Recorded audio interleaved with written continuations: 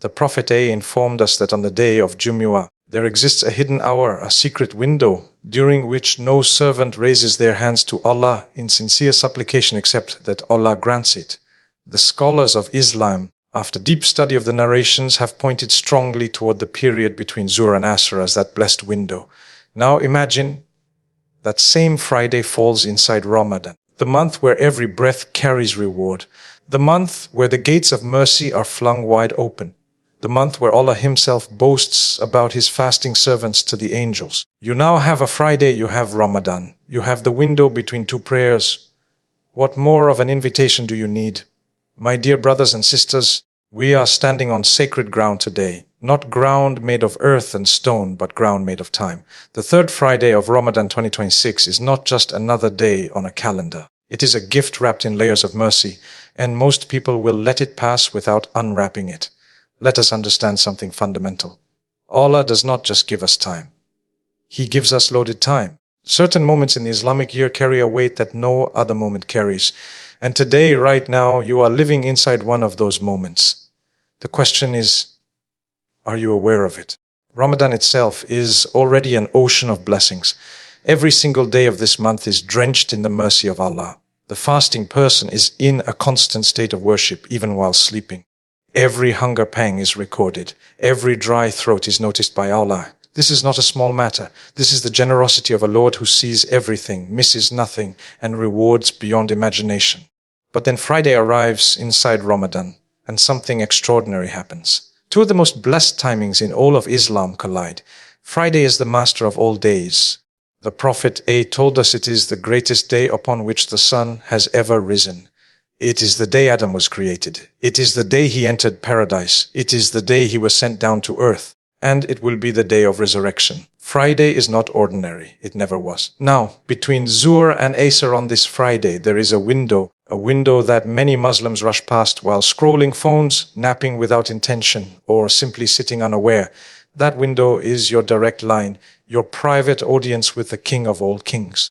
No secretary, no waiting room, no rejection based on your past. Just you, your hands raised, your heart broken open, and a Lord who loves to hear from you. So what should you be asking for? Ask for everything. Ask for forgiveness first, because a heart burdened with sin cannot fully receive mercy. Ask Allah to purify you, to lift the weight of your mistakes, to replace your bad deeds with good ones. Then ask for your family, your children, your parents, your Ummah that is suffering across the world. Ask for guidance, for steadfastness, for a good ending to this life. Ask for Jannah, not just entry, but the highest levels. And do not rush. Do not treat dua like a transaction. Sit with Allah. Talk to Him. Cry if your heart allows it. Because tears in dua are among the most beloved things to Allah. A servant who weeps before Allah out of hope and fear is a servant whose dua ascends with honor. My dear brothers and sisters, the third Friday of Ramadan will not return in 2026. This exact combination of your age, your circumstances, your life, it is happening once. Make it count. Raise your hands between Zuhr and Asr today and let Allah hear your voice, because He is listening and He is closer to you than you think. The window between Zuhr and Asr on a Friday is not something that scholars invented or imagined. It comes from authentic narrations of the Prophet I, who informed us that Friday contains a special hidden hour during which any sincere supplication made to Allah is answered. This is not a small claim. This is a promise rooted in prophetic guidance, and it deserves our full attention and appreciation. Now consider where this blessed window sits. It sits between two prayers. Zuhr has just been completed. The believer has already stood before Allah, bowed and prostrated. The body has been in a state of worship. The heart, if present during Salah, has been polished and softened, and Asr has not yet arrived. There is a gap, a breathing space, and that breathing space is not accidental. It is intentional. Allah in His wisdom placed this window precisely where it would be accessible to every believer who chooses to use it. Scholars across centuries have debated which exact hour on Friday holds this distinction. Many have concluded, based on their deep study of hadith literature, that the period between Zuhr and Asr is among the strongest candidates. Some have said it is the final hour before Maghrib. But what is agreed upon is that Friday carries within it a moment of divine response, and the believer who remains in a state of remembrance, supplication, and worship throughout the afternoon of Friday increases their chances of catching that moment enormously. Now multiply this by Ramadan. In Ramadan, every act of worship is amplified. The reward of a voluntary deed in Ramadan reaches the level of an obligatory deed outside of it. The reward of an obligatory deed is multiplied beyond ordinary measure. The entire atmosphere of Ramadan is one of open doors, descended angels, and a Lord who is actively inviting his servants toward him. So when Friday falls inside Ramadan, what you have is not simply an addition, it is a multiplication.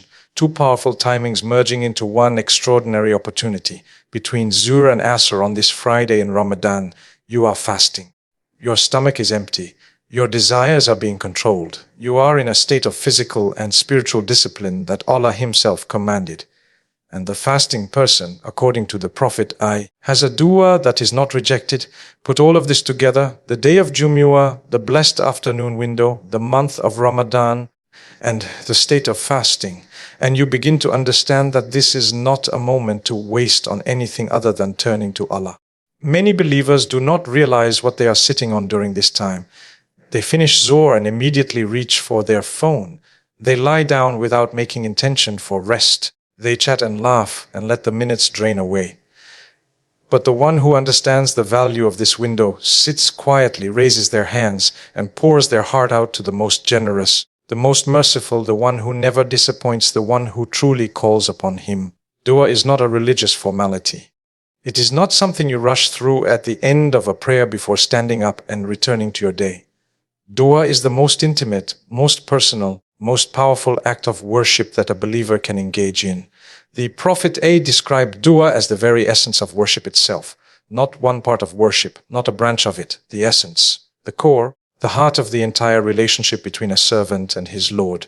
Think about what dua actually is. It is a human being, weak, limited, dependent, and full of need, turning to the Creator of the heavens and the earth and saying, I need you. I cannot do this without you. I am here and I am asking.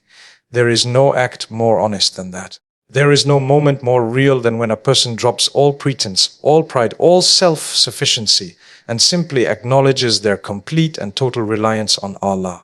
That acknowledgement alone is worship. That humility alone draws the mercy of Allah closer. Now Ramadan enters the picture and everything about dua is transformed. Outside of Ramadan, dua is powerful. Inside Ramadan, dua becomes something else entirely. The environment of Ramadan is unlike any other environment in the Islamic year. The devils are chained. The gates of heaven are open. The gates of hellfire are shut. The entire spiritual atmosphere shifts. And in that shifted atmosphere, the dua of the believer rises differently. It travels differently. It lands differently. The Prophet specifically mentioned that 3 people's duas are not rejected. And among them is the fasting person. Not the fasting person only at the moment of breaking fast, though that is also confirmed, but the fasting person as a state. You are fasting and that state itself grants your dua a special status before Allah. Your hunger is not just physical discipline. Your thirst is not just a test of patience. Both of them are a credential, a badge of sincerity that you carry before Allah when you raise your hands and ask. But here is what many people misunderstand about dua. They think volume matters. They think length matters. They think the more elaborate the words, the more likely the response. This is not correct. What matters is the heart. A single sentence said with full presence, with tears, with complete conviction that Allah is listening. That single sentence is worth more than an hour of mechanical recitation where the mind is wandering elsewhere. Allah does not look at your words. Allah looks at your heart when those words leave your lips. This is why scholars always emphasized preparation before dua. Face the Qibla. Raise your hands. Begin with the praise of Allah. Send salutations upon the Prophet. Then ask. And while asking, be present. Believe without a shadow of doubt that Allah hears you, that He is capable of giving you what you ask, and that He loves you enough to respond in the way that is best for you. That belief is not optional. It is the foundation upon which accepted dua is built. There is a profound transformation that happens to a person who makes dua consistently and sincerely over time. It is not always visible from the outside. It does not always show up immediately in their circumstances or their situation. But it shows up in their heart. And the heart is where everything begins. The heart is the commander of the entire human being. When the heart changes, the person changes.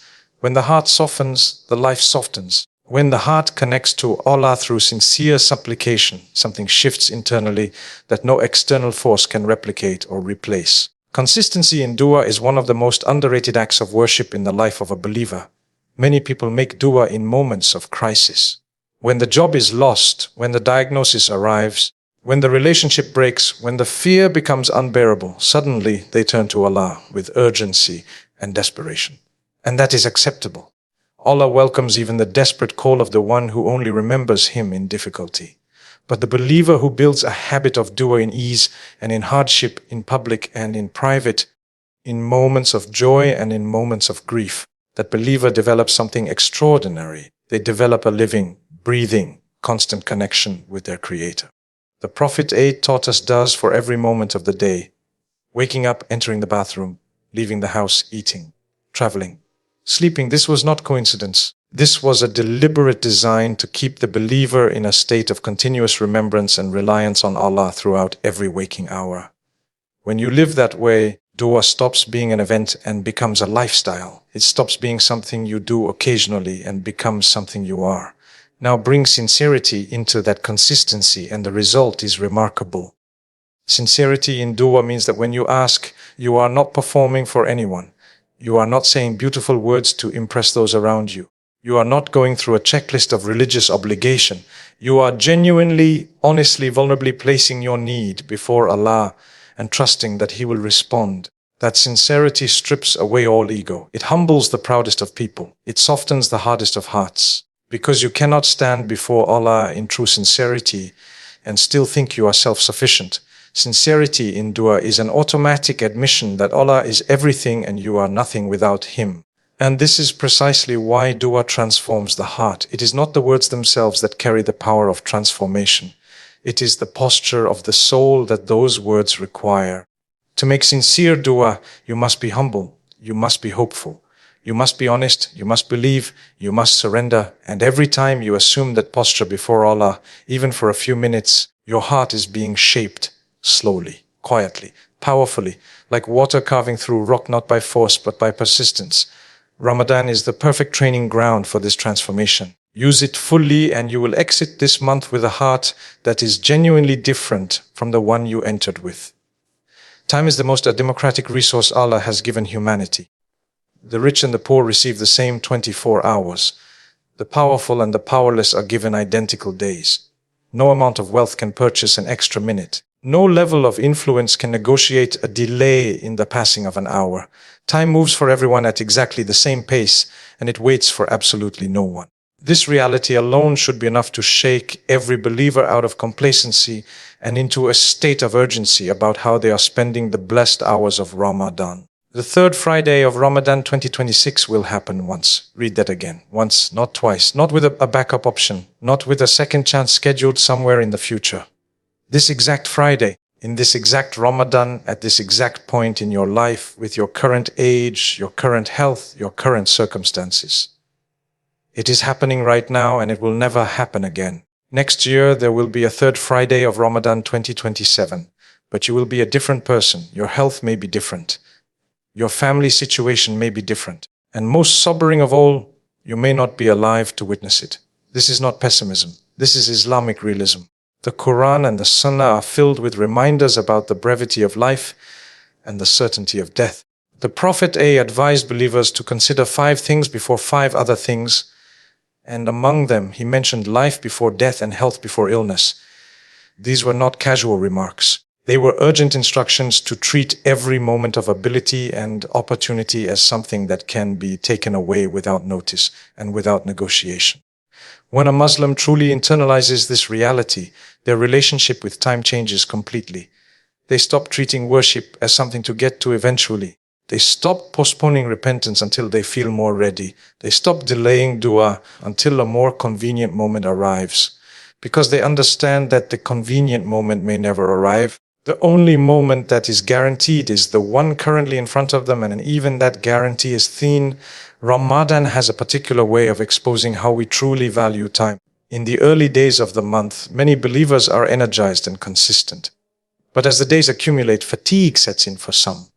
The novelty fades, the routines become mechanical, and precious days begin slipping by without the depth and intentionality they deserve.